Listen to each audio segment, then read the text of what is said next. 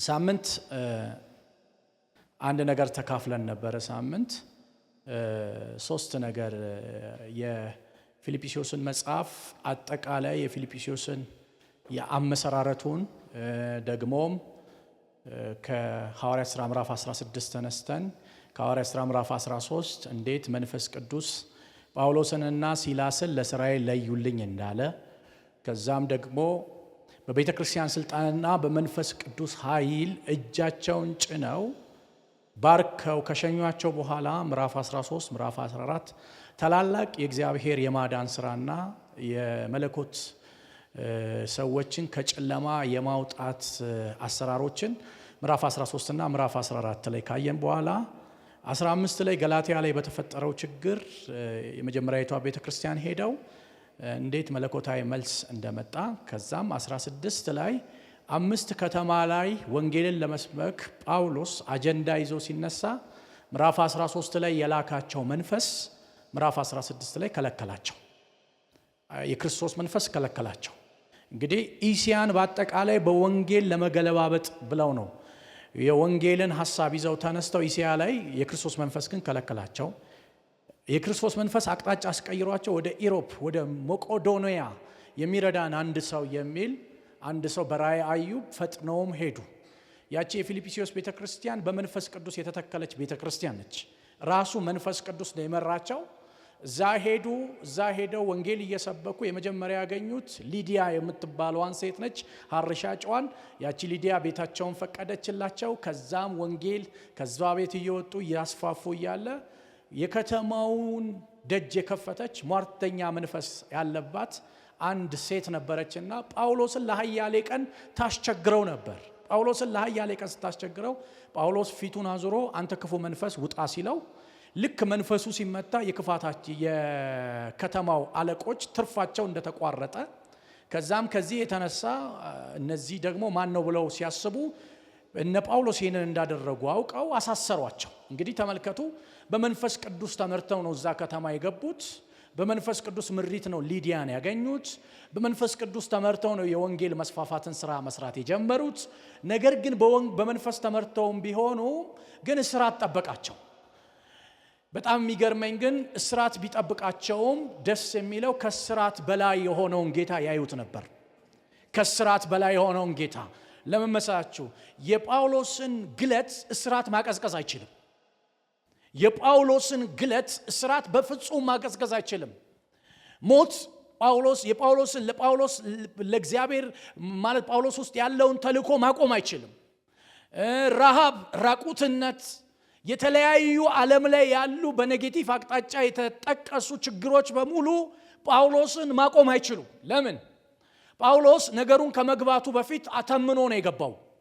በቀኝና በግራ በሚሆን የጽድቅ ቃጦር ራሱን አማጥኖ ነው ወደ እግዚአብሔር ወደዚህ ተልእኮ ውስጥ ወደዚህ ታላቁ ተልእኮ ውስጥ የገባው። ስለዚህ ሲታሰሩ በመንፈቀ ሌሊት ግን እየዘመሩ እያለ የወይኑ መሰረት እንደተበጣጠሰ የሁሉም እስራት እንደተፈታ የእስር ቤት አለቃው ደግሞ ሁሉም ያመለጡት መስሎ ሴፍ ሲያነሳ ጳውሎስ በመንፈስ ተመልክቶት አንተ ሰው ከኛ መካከል የጠፋ ማንም የለም፣ እጅህን ከሴፍ ከልከለ እንዳለው ከዛም እየሮጠ መጣ። ምን ላድርግ አለው። አንተ መን አንተና ቤተሰቦች ይድናሉ እንደተባለ ከዛም በኋላ ያ ሰው አመነ፣ እሱና ቤተሰቦቹ ዳኑ። ያቺ ቤተክርስቲያን በዚህ መንገድ ተመሰረተች። የፊልጵስዩስ ቤተክርስቲያን በዚህ መንገድ ነው የተመሰረተችው ባለፈው ሳምንት እንዳልኳችሁ። ከዛም እንግዲህ ይህን መልእክት ሲጽፍ ጳውሎስ ከ10 ዓመት በኋላ ነው ይህንን መልእክት ለፊልጵስዩስ ቤተክርስቲያን የሚጽፈው። በሁለተኛው የወንጌል ሚሽንና በሶስተኛው የወንጌል ጉዞ ላይ እቺን ቤተክርስቲያን ጎብኝቷታል፣ ያያታል። ካልኳችሁ ከ10 ዓመት በኋላ በእስር ቤት እያለ ነው ኤፌሶንን፣ ቆላስያስንና የፊልጵስዩስን መጽሐፍ የጻፈው። ይህን መጽሐፍ ሲጽፍ በዋናነት ስነግራችሁ ካስታወሳችሁ ከአንድ ነገር ተነስቶ ነው። የላኩለትን ስጦታ በአፍሮዲጡ አማካይነት የላኩለት ስጦታ ስለደረሰው አመሰግናለሁ ሊል ነው። ቴንኪው ለማለት ለማመስገን ነው። ጳውሎስ የምስጋና ህይወት አለው። ይህንን ባለፈው ሳምንት አይተን ከዛ ወደ ጸሎቱ ገባን። የሚያስታውሳለ? እስኪ ሳምንት የነበረ ሰው እሺ ሶስት ነገር ጳውሎስ ይጸልይ ነበር ለፊልጵስዩስ ቤተክርስቲያን። በሶስት ጉዳይ ላይ አጥብቆ ይጸልይ ነበር። አንደኛ ምን ይላቸዋል? እናንተን ሳስብ አምላኬን አመሰግናለሁ ይላል። ስለዚህ የትኛውን ነው የሚያስበው ሲባል ከ10 ዓመት በፊት የነበረ ከነሱ ጋር የነበረውን ግንኙነት ሳስብ፣ ወደ ኋላ ዞር ብዬ ሳስብ አልጸጸትም። እንደ ቆሮንቶስ ቤተክርስቲያን ሌላ ስሜት አይሰማኝም። 18 ወራት ቆይቼ የእግዚአብሔርን መንግስት የሰበኳቸው ከጨለማ ቤት የወጡት ብርሃን የበራላቸው ያቺ ቤተክርስቲያን እንደዛ አይደለችም። እናንተን ባሰብኩ ቁጥር ሁሉ ጊዜ አምላኬን አመሰግናለሁ። ምስጋና ነው የሚበዛልኝ። ምን ብያቸዋለሁ ባለፈው ሳምንት? እቺ ቤተክርስቲያን ለጳውሎስ ኮምፈርቱ ነች፣ ኮምፈርት ዞኑ ነች። በጣም በወንጌል ከሱ ጋር ተካፋዮች ሆነዋል። ዛሬ መስቀል አልባ ክርስትና ነው የምንማረው። ብዙ ምድራችን ላይ ዓለም አሁን በዚህ ሰዓት በ21ኛው ክፍለ ዘመን ላይ መስቀል አልባ ክርስትና ስብከት በስቷል። ወገኖቼ ክርስትና ያለ መስቀል ዋጋ የለውም። አሜን ትላላችሁ? እና ስላሰጣችሁኝ ስጦታ ብቻ ሳይሆን እናንተን ሳስብ ሁሉ ጊዜ አምላኬን አመሰግናለሁ ይልና ቀጥሎ ደግሞ ስጸልይ ደግሞ ለእናንተ ለነሱ ብቻ አይደለም የሚጸልየው፣ ለሁሉም ለአካሉ ነው የሚጸልየው። ግን ለእናንተ በስፔሲፊክ ስጸልይ በጣም ደስ ይለኛል። ደስታ ነው የምሞላው፣ ልቤ በሰላም ይሞላል። ምክንያቱስ በወንጌል ከኔ ጋር ተካፋይ ሆናቸዋል የሚል ቃል አለ። የሚያመሰግንበት የሚደሰትበት ምክንያቱ ምንድነው ካላችሁ የፊልጵስዩስ ቤተክርስቲያን በወንጌል ተካፋይ ሆነዋል። የትኛው ወንጌል ተካፋይ? እኔ ስሰብክ እናንተ የምትሰሙት አይነት ኖ እሱ አይደለም። እኔ ስሰብክ እናንተ የምትሰሙት አይነት አይደለም። በወንጌል ተካፋይ የሚለው ሰፈሪንጉን የወንጌልን መከራ ተቀብላቸዋል። የወንጌልን መከራ ተቀብላቸዋል። ለምን? ምን ይላቸዋል? ፊልጵስዩስ ምዕራፍ 1 መጨረሻው ምዕራፍ አካባቢ 29ኛው ላይ እንድታምኑት ብቻ ሳይሆን መከራንም እንድትቀበሉ ለዚህ ተጠርታችኋል ይላቸዋል። ለምንድን ነው መከራ የሚቀበሉት? ሰው በመሆናቸው ነው የሚቀበሉት? ሮማዊ በመሆናቸው ነው የሚቀበሉት? ኖ ሰው በመሆናቸው አይደለም የሚቀበሉት፣ ሮማዊ በመሆናቸው አይደለም የሚቀበሉት። አንድ የተቀበሉት ዓለም አለ። ይሄ ዓለም ደግሞ እነሱ የተቀበሉት ህይወትን ይሄ ዓለም አይፈልገው። ክርስቶስ የሚባል ህይወትን ተቀብለዋል። በፊት በሰላም ይኖሩ ነበር። በፊት በጤና ይኖሩ ነበር። በፊት በረፍት ይኖሩ ነበር። በፊት የፈለጉትን እያደረጉ የፈለጉትን እየተገበያዩ የፈለጉትን እየተማሩ የፈለጉትን ማድረግ ይችሉ ነበር። አሁን ግን ነገር እየጠበበ ነው። ለምን? የሰላምን ንጉስ ተቀብለውታል። ኢየሱስ ያድናል። እስኪ አንድ አማኝ አሜን ይበለኝስ።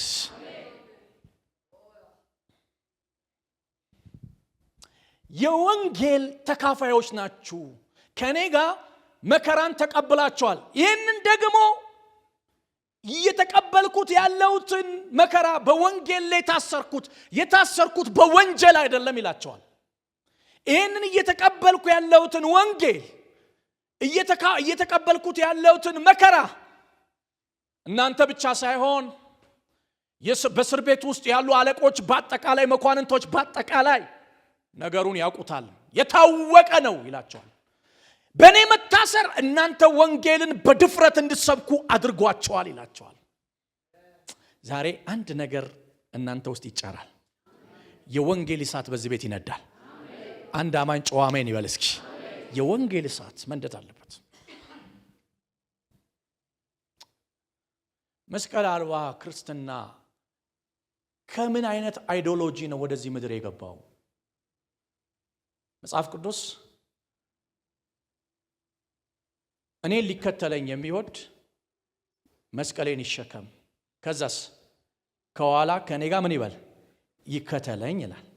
አሁን ትምህርቶቻችንን እስኪ የኢትዮጵያ ቤተክርስቲያንና የአፍሪካን ክርስትናን ተመልከቱ።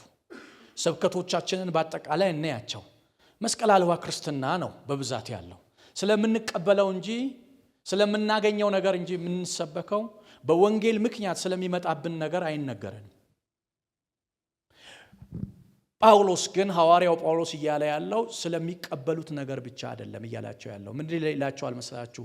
ግቡና ምዕራፍ 1 ሙሉ አንብቡ። ክርስቶስ ለኔ ይላቸዋል ሕይወትም ቢሆን ሞትም ጥቅሜ ነው ይላቸዋል።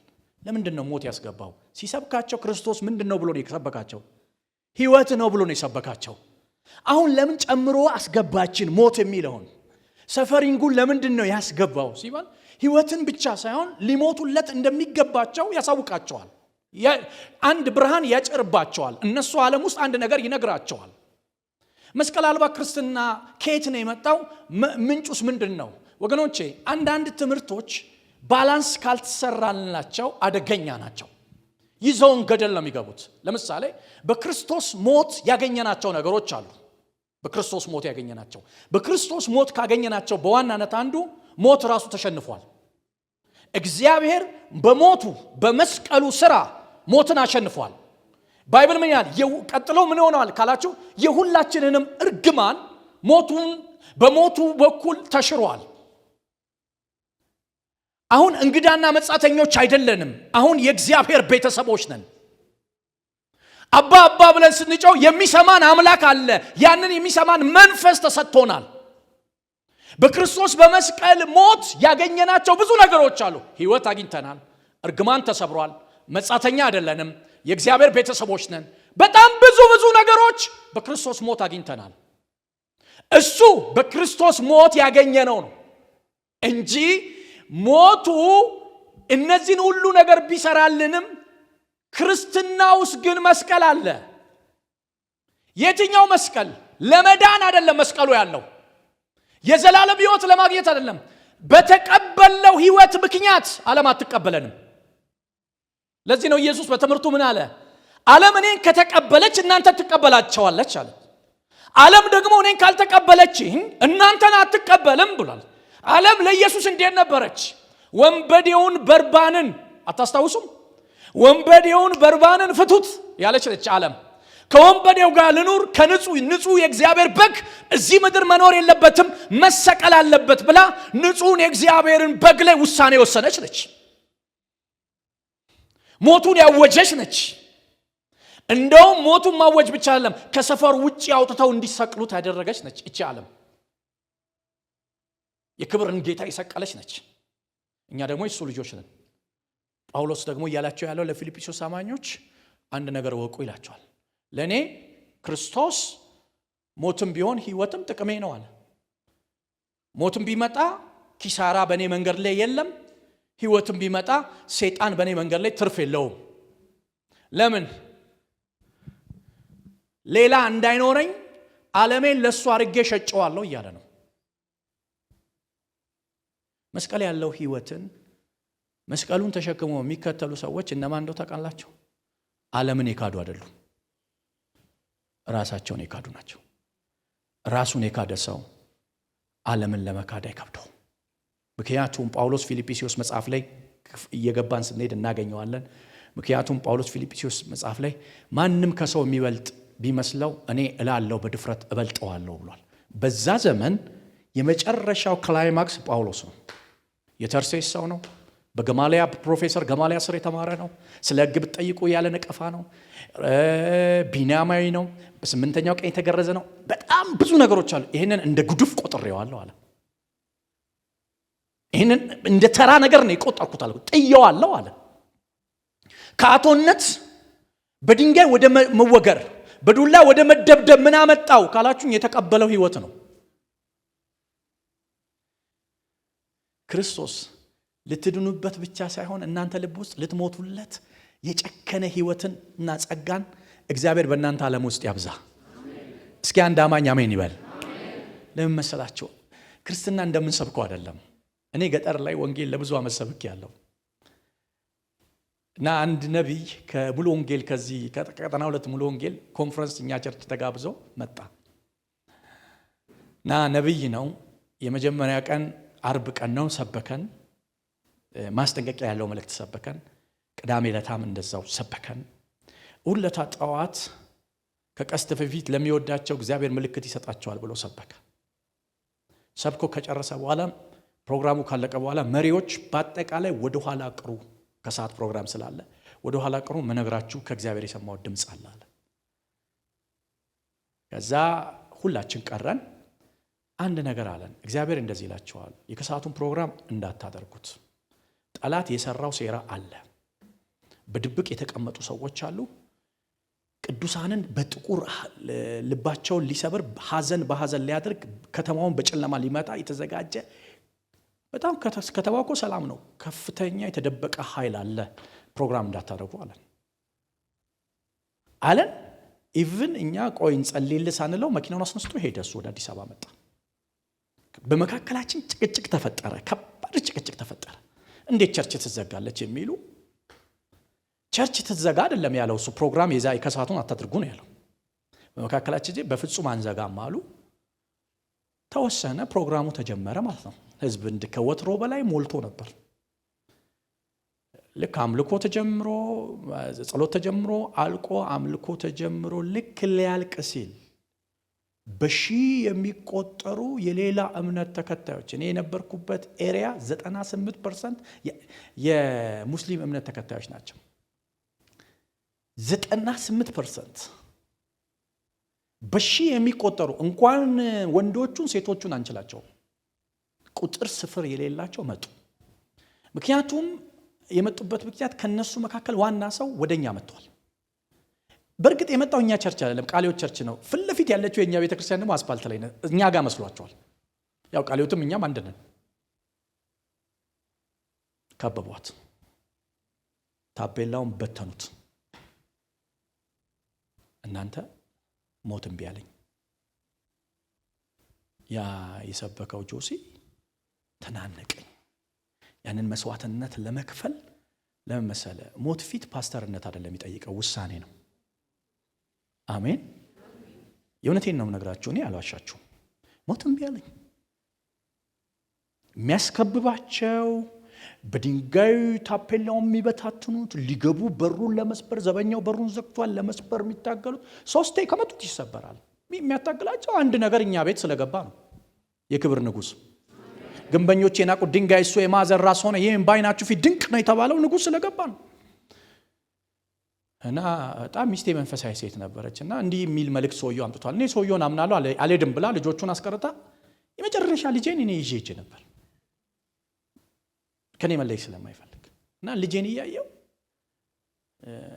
ከበደኝ። በጣም የሚገርማችሁ ጠንካሮች ናቸው፣ ጀግኖች ናቸው፣ ለጌታ ይሰውለታል ያልኳቸው በአጥር እየዘለሉ አመለጡ። ዲሲፕሊን የቀጣናት ልጅ አንድ ልጅ ነበረች። ለ2 ዓመት ተቀጣ። ከዛ ዓመቱን ጨርሳ ወደ አገልግሎት ልትመጣ ያለች የሆነ ጥፋት አጥፍታ እሷን አስታውሳለሁ። ኢየሱሴንማ እዚህ ጋር አልከደውም አለች። ወድቄ አንስቶኛል አለች። ውለታማ ዛሬ የሱ የፍቅር ውለታ የሚመለስበት ቀን ነው አለች። መሪ እሷ ነው የምትመስለው እሷ ነች። የሚገርማችሁ እነሱ እንደዛ ይላሉ ይፎክራሉ፣ እሷ ጀመረችው ኢየሱስ ጌታ ነው ማለት።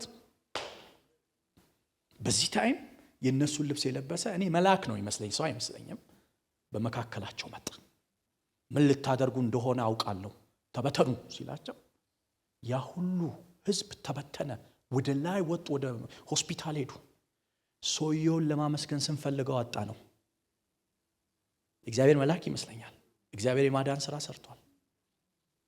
ግን እኔ የምላችሁ ፈልጌ ነው መሰላችሁ እዚህ ውስጥ አንድ ነገር ልነግራችሁ። የዚህን ያህል ዋጋ የሚያስከፈለን ነገር ቢመጣ ለመክፈል የገባን ህይወት ዝግጁ ነው ወይ? ጳውሎስ እያላቸው ያለው ለዚህ ነው የተጠራችሁት፣ እንድታምኑት ብቻ አይደለም፣ ያመናችሁት ዓለም መከራ እንድትቀበሉለት። እቺ ዓለም የተቀበልነውን ኢየሱስን አትቀበልም፣ አትወደውም፣ አትፈልገውም።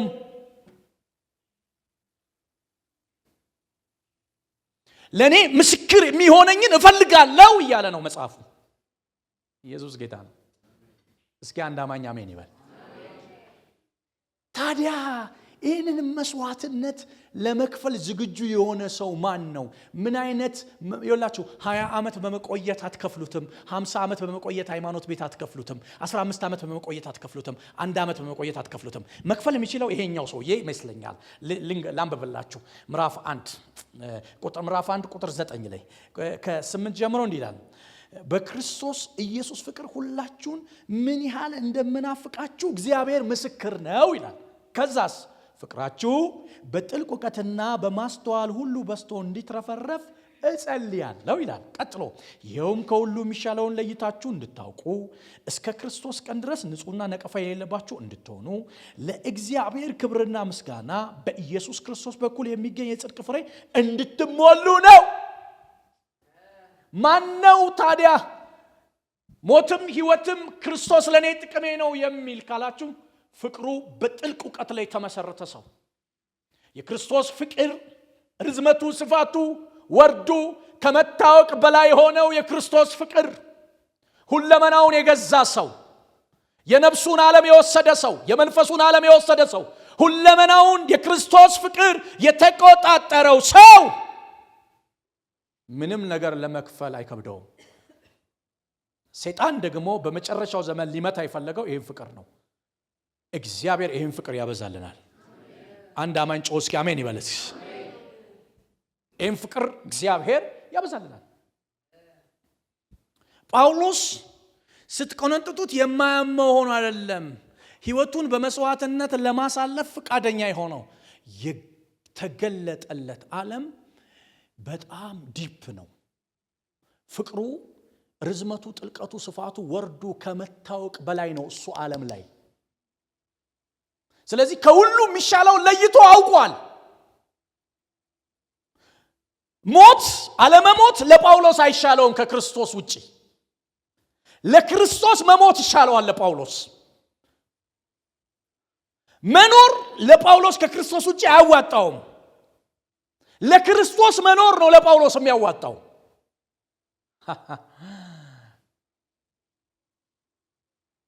ስብከቶቻችን መስቀል አልባ ክርስትና ነው። ትይዛለህ ያዝ የሆነ ወንበሩን ያዝ ይሉናል። ትጨብጣለህ ይሉናል። ትወርሳለህ ይሉናል። ወገኖቼ ስሙኝ፣ አዲስ አበባ ምናልባት የሆነ ቦታ ነው ወንጌል መስበክ የምትችሉት። እኔ ለ26 ዓመት ገጠር ሰብኬያለሁ። አትናገረውም። በጣም ብዙ ጊዜ ሰማለሁ ሚሽነሪን ኢትዮጵያ ወደ አፍሪካ ወደ ኢሮፕ ትልካለች። እዚሁ ያስፈልገናል። በጣም ትንሽ ሂዱ።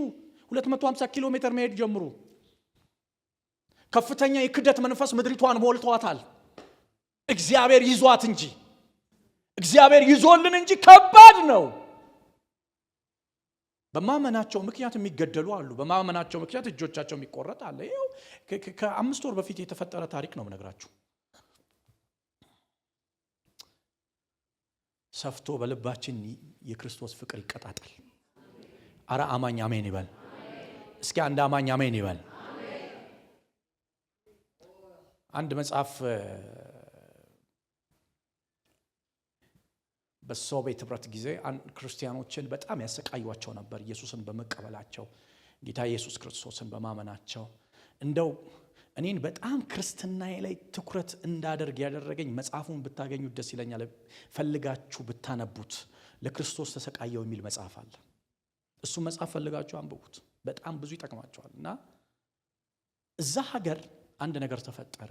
ክርስቶስን በማመናቸው ቅዱሳንን እያሳደዱ ይሰዋቸው ነበር። ብዙ ዋጋ ያስከፍሏቸው ነበር። የአንድ ፓስተርን ያዙት፣ ደበደቡት። ያላደረጉት ነገር የለም። አልክደውም አለ። ከዚህ ጋር ለዘላለም እኖራለሁ ከዚህ ህይወት ጋር አለ።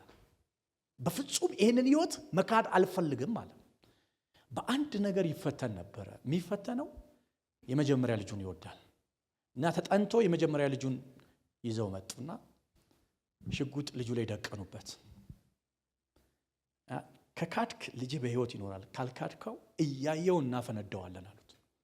ወይኔ ጌታ ኢየሱስ በምወደው ነገር መጡብኝ እያለ ልጁ አንድ ነገር አለ። አባ አለው፣ ክደ እኔን ከምታኖረኝ እና ከማፍርብህ አልክደውም ብለ እኔ ሰማዕት ሆኜ ብሄድ ጀግና አባት እልሃለሁ አለው። ኢየሱስ በአንተ ልብ በሰበከው ዓለም ላይ መካድ የለበትም አለው። ሄሎ አልክደውም አለ። እያየው ነው ያፈነዱት ልጁን። ልጁ ሰማዕት ሆኖ ወደ ሰማይ ሄደ፣ ወደ አብርሃም እቅፍ ሄደ። ምን ልላችሁ ፈልጌ ነው? ጳውሎስ እያላቸው ያለው በወንጌል ከኔ ጋር ተካፋዮች ናችሁ እያላቸው ነው። እንደው ምን ይላቸዋል? ልሄድ እናፍቃለሁ ይላል። እንዴት ነው የሚሄደው? መጽሐፍ ቅዱስ የቤተ ክርስቲያንን ታሪክ ማጥናት ነው። ጳውሎስ እንደሄደው ሮማዊ ስለሆነ አልሰቀሉትም፣ ቀልተውት ነው ሄደው። ብኖር ግን ለእናንተ እመኛለሁ አለ። ነገር ግን አንድ ነገር ልንገራችሁ አላቸው፣ እንድታምኑበት ብቻ አይደለም የተጠራችሁት አለ፣ ለስሙ መከራን እንድትቀበሉ ጭምር ነው አለ። የመንግስት ልጆች አላችሁ እዚህ ውስጥ? እስኪ የመንግስት ልጅ እጁን ያሳየኝ። የመንግስት ልጅ ነኝ የሚል በጌታ በኢየሱስ ክርስቶስ ስም በስሙ በሚመጣባችሁ ነገር በሙሉ ልትቀበሉ ዝግጁ የምትሆኑበት ጸጋ ይሰጣችሁ። ስለ ራብ፣ ስለ ማጣት፣ ስለ ማግኘት፣ ስለ ምናምን አይደለም ምነግርህ፣ ስለ ስሙ ነው ምነግርህ። ለዚህ ነው ጳውሎስ እንዲህ ያለ እኛ ሐዋርያቶች የሁሉ ጉድፍና ጥራጊ የሆንን ይመስልናል አለ። ምክንያቱ ሲባል ቀኑን ሙሉ ስለ አንተ ተገደልን አለ። መውጫችሁ ስሙ ይሁን፣ መግባችሁ ስሙ ይሁን፣ መጣሪያችሁ ስሙ ይሁን። ፓስተር ጆሲ ከምባል ስሙ ጠፍቶ ከኔ ዓለም ስሙ በእኔ ኖሮ ሌላው ቢቀር ይሻለኛል። በጌታ በኢየሱስ ስም የስሙ ኃይል በእናንተ ቤት ላይ ይስራ። ስሙ ነው የሚያስፈልጋችሁ።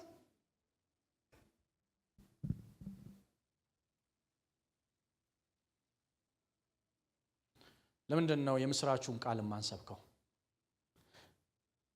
መስቀሉን ማየት ከፈለጋችሁ እስኪ ወጣ ብለን መስበክ እንጀምር። እስኪ ታክሲ ውስጥ መስበክ እንጀምር። እስኪ ባስ ውስጥ መስበክ እንጀምር። እስኪ አንድ ሰው መስበክ እንጀምር። ታዩታላችሁ፣ ምላሹን ታዩታላችሁ። እቺ ዓለም እንዴት ኢየሱስን እንደምትጠላው ታዩታላችሁ፣ እንዴት እንደምትጠላው። ትናንት ገነት ቸርች እየሄድኩ ነበር ለማገልገል። ወደዚህ ጦር ኃይሎች እያለፍኩ ወደዛ እየሄድኩ ሜክሲኮ ላይ በጣም ትልቅ ሴት ነች። ህዝብ በሚጎርፍበት ቦታ ቆማ ስለ ኢየሱስ ክርስቶስ አዳኝነት ትናገራለች። በጣም ብዙዎቹ እንደ እብድ ያዩዋታል። በጣም ብዙዎቹ እንደ እብድ ያዩዋታል። እና ያልቻልኩትን ነገር ነው የምነግራችሁ። አንዱ መጥቶ ትልቅ ሰው ነው፣ ምራቁን ተፋባት። ቀጥታ ነው ሄድኩት። ለምን እንደምትተፋባት አልኩት። የሰበከችው ኢየሱስን ነው። መቀበል መብት ነው፣ አለመቀበል መብት ነው። የመጥፋት መብት ግን የለህም አልኩት። ያደረገኝን ከዛ በኋላ ልነግራችሁ አልችልም። ቤተሰብ የላትም፣ ህልም የላትም፣ ራዕይ የላትም፣ ልጆች የሏትም፣ የምታሳድገው የምትመራው የላትም። እዛ አደባባይ ላይ እንደ እብድ የምትሰብከው ፍቅር ነው፣ የክርስቶስ ፍቅር ነው። በጌታ በኢየሱስም ልባርካችሁ። የእግዚአብሔር ፍቅር በእናንተ ላይ ይፍሰስ። በሱ የማታፍሩበት፣ በመስቀሉ ሥራ የማታፍሩበት የእግዚአብሔር ጸጋ ተትረፍርፎ በእናንተ ላይ ይፍሰስ። በመስቀሉ ሥራ የማታፍሩበት፣ በመስቀሉ ሥራ ፈጽሞ የማታፍሩበት፣ የመስቀሉን ሥራ ለመናገር ወደ ኋላ የማትሉበት የጌታ ጸጋ በእናንተ ላይ ይፍሰስ።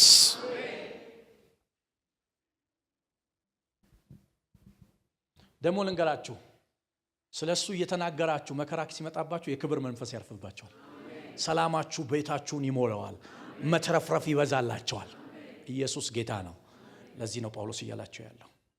ይሄንን ነው ያላቸው። ትርፋማ መሆኑ ይሄን ስታደርጉ ነው። ስለእናንተ ሳስብ እግዚአብሔርን የማመሰግነው፣ ደግሞ ስጸልይ በጣም ደስ የሚለኝ፣ ምክንያቱም በወንጌል ከኔ ጋር ተካፋዮች ናችሁ። ወንጌሉ ሊያስከፍል የሚፈልገውን ነገር ሁሉ ለመክፈል የፊልጵስዩስ አማኞች ዝግጁ ናችሁ ይላቸዋል።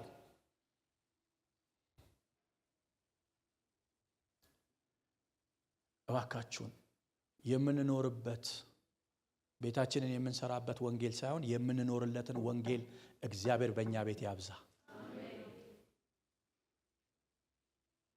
እዚህ ጋር ሁለት ነገር ይናገራል። አንዳንዱ ለራሳቸው ብለው በስራቴ ላይ መከራ ለማብዛት ለረብ ብለው ወንጌል ይሰብካሉ። አንዳንዱ ግን በትክክለኛ ቅናት፣ በትክክለኛ መንፈስ ወንጌል ይሰብካሉ ይላል። በዚህም ይሁን በዚህም ግን የእግዚአብሔር መንግስት ይሰበካል። ለምንድን ነው ታዲያ ጳውሎስን እንደዚህ ያደረገው? አይላችሁ 15000 ማይልስ ጉዞ ነው የተጓዘው ጳውሎስ። ከ15000 ማይልስ 8000 ማይልሱን በእግሩ ነው ሄደው። ይሄን እቺ ፊልጵስዩስ ቤተክርስቲያን ወደ መቄዶንያ የሚረዳን የሚል ድምጽ ሲሰሙ ሲመለሱ ነው የተንቀሳቀሱ። በእግራቸው ነው ካሉበት አካባቢ ተነስተው ከደርቤ ተነስተው ወደዚህ የመጡት በእግራቸው ነው። የሁሉ ኪሎ ሜትር ያስመጣቸው። ምክንያቱስ ፍቅር፣ የእግዚአብሔር ፍቅር በልባቸው አለ።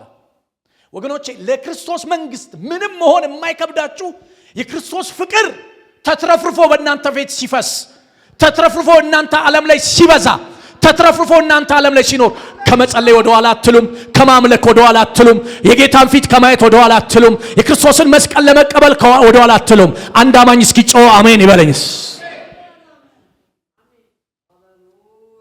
እስኪ ኢየሱስ እናንተ ውስጥ እውነት ይሁን። እስኪ ኢየሱስ እናንተ ቤት ሕያው ይሁን። እስኪ መንቀሳቀስ ይጀምር። አካባቢ ሁሉ ነው የሚረበሸው። በጌታ በኢየሱስ ስም ስለ ስሙ ምስክር የምትሆኑበት ጸጋ ይብዛላችሁ። በስሙ ማታፍሩበት፣ በስሙ ማታፍሩበት። አንተ ጩና እስኪ አሜን በለኝስ።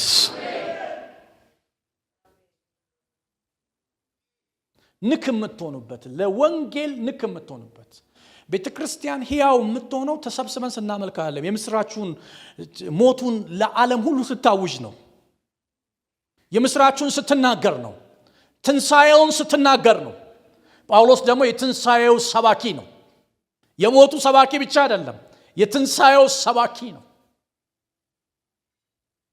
የክርስቶስን ትንሣኤ ትናገራለች። ልናገኝበት ብቻ አይደለም፣ ልንቀበለው ብቻ አይደለም። ወደሱ የመጣ ነው ልንኖርለትና ልንሞትለት ነው። ራስን በዚህ መንፈስ ማዘጋጀት ጥሩ ነው።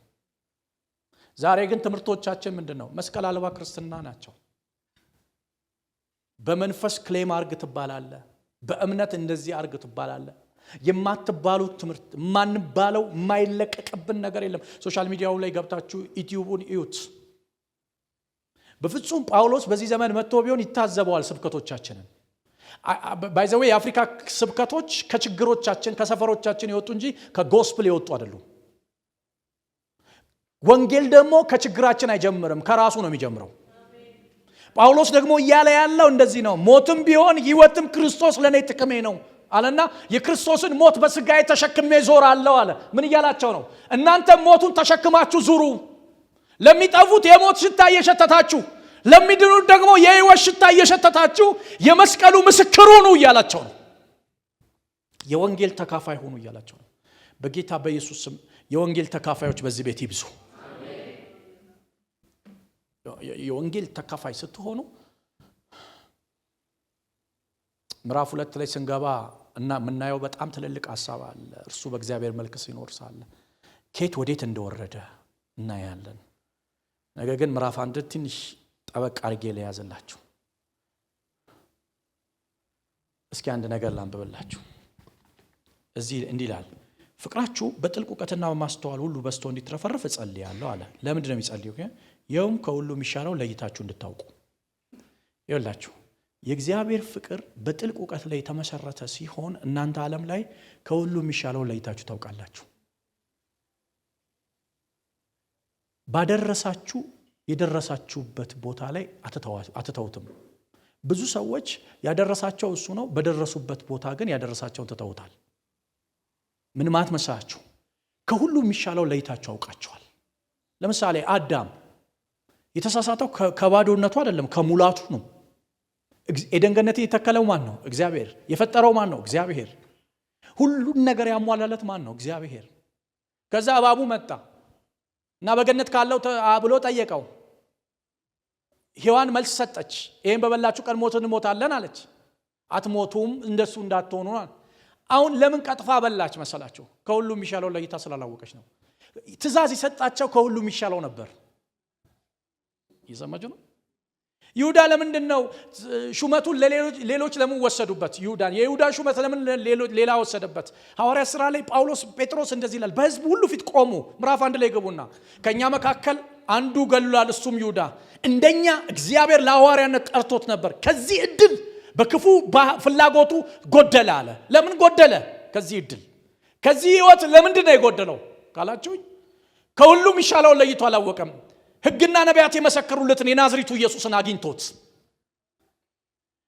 የእግዚአብሔር መንግስት 12 በሮች አሉት። ከ12ቱ በሮች አንዱ በር ላይ ያለው የሁሉም የሐዋርያት ስም አለ። ከ12ቱ በሮች ስም አንዱ የሱ ስም ነው። የሰው ልጅ በዳግም ልደት ሲመለስ በ12 ዙፋን ላይ ይፈርዳሉ። ከሚፈርዱት አንዱ እሱ ነው። የተዘጋጀለት የግሎሪ የክብር ስፍራው መጠን የለውም። ለምን ሳተ? ከሁሉም የሚሻለው ለይቶ አለማወቅ ነው። 30 ብር ነው ለሱ የሚሻለው።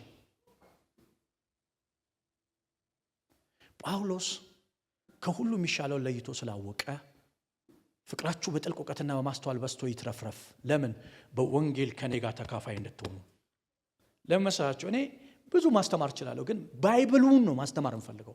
ራሱ ጳውሎስ በተናገረበት መንፈስ ነው ለእናንተ ልነግራችሁ እንፈልግ። እሱ ነው የሚፈውሳችሁ።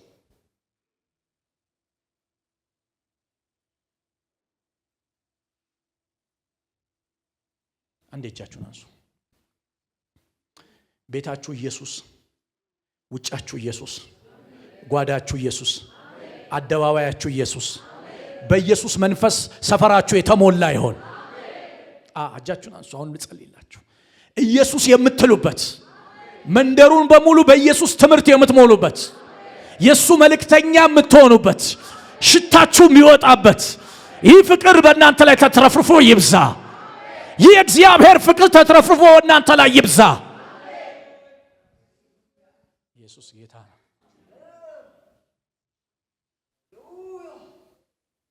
ታውቃላችሁ መጽሐፍ ቅዱስ በመጨረሻው ዘመን እንደገዛ ፍቃዳቸው አስተማሪ ይፈልጋሉ ይላል። አታስታውሱም?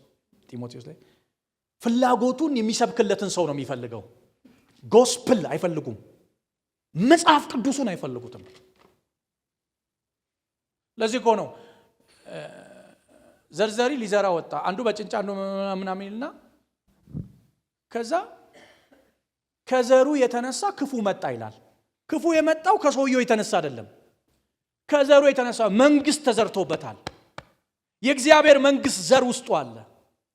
ስለዚህ ምን ይላል መጽሐፍ ቅዱስ? የአንደኛውን ስለማያስተውል መጥቶ ለቀመበት ይላል። በጭንጫ ላይ የተዘራው ግን ቃሉን በደስታ የሚቀበል ነው ይላል። በዛ ምክንያት መከራ አመጣበት ይልና ቀጥሎም እንደምታውቃላችሁ መከራ አመጣበት ይልና ተሰናከለ ይላል።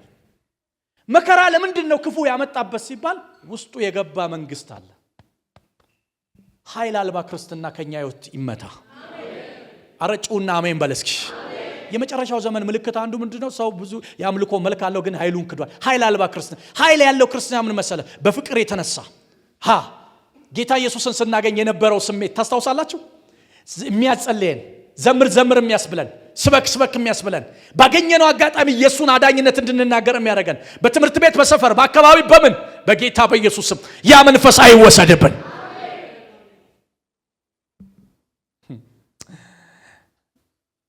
የስምንተኛ ክፍል ተማሪ ያለው በጣም እብድ ክርስቲያን ጴንጤ ነበርኩና ወደ ቶሌት እየሄድኩ አስተማሪ አስፈቅጄ አንድ የሌላ እምነት ተከታይ ይሰግዳል። እንደዚህ እየሰገደ ያለ ምን አፌን እንዳናገረኝ አላውቅም። ፊቱ ለምጣና ያንተ አምላክ አልኩት። እየሰገደ ነው። በዚህ ጋር ብቻ ነው የሚሰማው አልኩት። የኔ አምላክ ግን በዚህም በዚህም በዚህም በዚህም እሱ እኮ እየሰገደ ነው። በዚህም በዚህ በምድር ውስጥ ራሱ ይሰማል። የቱ ይሻላል ብዬ ሄድኩ። እዛ የገባው ክፍል ቆልፎ አለኝ። ውስጤ ቆልፍኩት። ጨርሶ መጣ። ብትንትኑን ሊያወጣው ቢለው ብረት ነው ቢለው ተማሪ እስኪወጣ ድረስ ጠበቅኩ። ተማሪ ሲወጣ እኔ ትምህርቴን ጨርሼ ሰው ቤት ነው ትምህርቴን የጨረስኩት። ምን ብዬ ከዛ ፓስተር ሆኜ ሰባኪ ሆኜ እዛ የተወለድኩበት ከተማ ሙሉ ወንጌል ቸርች ኮንፈረንስ ተጋበዝኩ። ከኋላ እንደዚህ ይነካኛል። ማን እንደሆነ አላውቅም። አየዋለሁ። ይነካኛል። ማን እንደሆነ አላውቅም። ከዛ ኮንፈረንሱ ስብከት ጨርሼ እየሄድኩ እያለ ፓስተር አስታወስከኝ አለኝ። አላስታወስኩም። ስምንተኛ ክፍል ኧረ አላስታወስኩም። ያንተ አምላክ በዚህ ብቻ ነው የሚሰማው? የኔ አምላክ በዚህም አንተ ለካ ወንጌል ነው በዚህም ነው የሚሰማው ያልከው አታስታውስም አለኝ። እሱ ለምን እዛ ጋር ነው የተነካው? እና አልኩት። በእውነት ቶሎ አልመጣልኝም። እና ስለው ከዛ በኋላ ልሰግድ ስል ያንተ አምላክ ይለኛል አለ። ከዛ ሰላም ላገኝ ብዬ ካንተ አምላክ ጋር ተቀላቀልኩ አለኝ። አንተ ዝራው እንጂ የቱ ጋር እንደሚበቅል አታውቅም። ኢየሱስ ጌታ ነው። አሁን ያ ሰው ሚሽነሪ ነው። ገጠር ወንጌል ይሰብካል። የኢየሱስ አዳኝነት ይሰብካል። በመጨረሻው ዘመን ስሙኝ የክደት መንፈስ ገብቷል። ግን እናንተ የምትክዱ ሳይሆን የምታስከብሩ ለዘራችሁ የበጉን ምስክር የምትሆኑበት ጸጋ ይብዛላችሁ።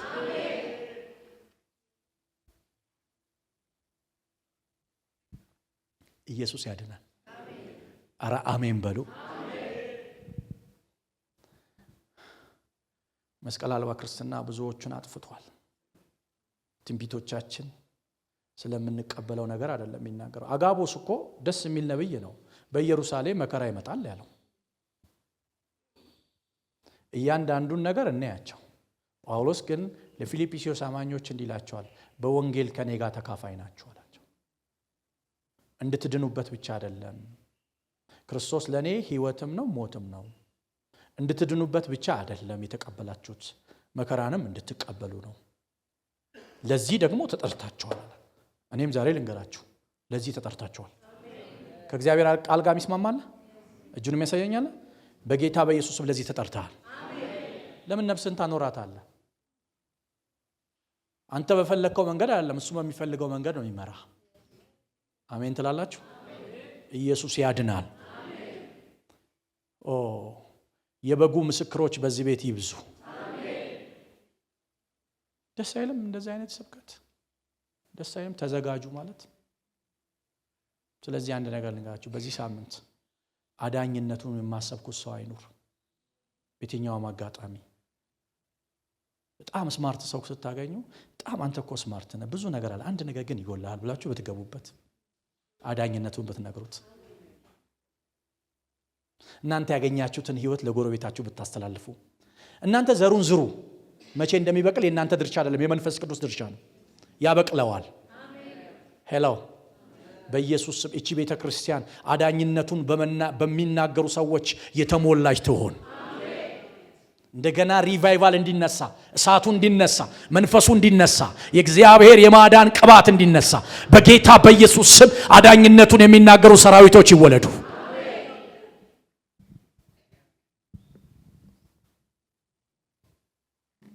እግዚአብሔር የሚባርከው ሰው ማንን ነው ካላችሁ፣ ባዳነው ፊት ምስክር የሆነ እውነት ሞቱን ተሸክማችሁ የምትዞሩበት ጸጋ ይሰጣችሁ። ለዚህ ነው ፊልጵስዩስ አማኞችን እንደዚህ ይላቸዋል። በቃ ይሄንን ነው በቃ ባጭሩ፣ እንድታምኑብኝ ብቻ አይደለም፣ እንድታምኑበት ብቻ አይደለም፣ መከራንም እንድትቀበሉ ለዚህ ተጠርታችኋል። የወንጌል ተካፋይ እንድትሆኑ ነው እዚህ ዛሬው መልእክት። የወንጌል ፓስተር የሚለውን ስያሜ ይዛችሁ አትውጡ።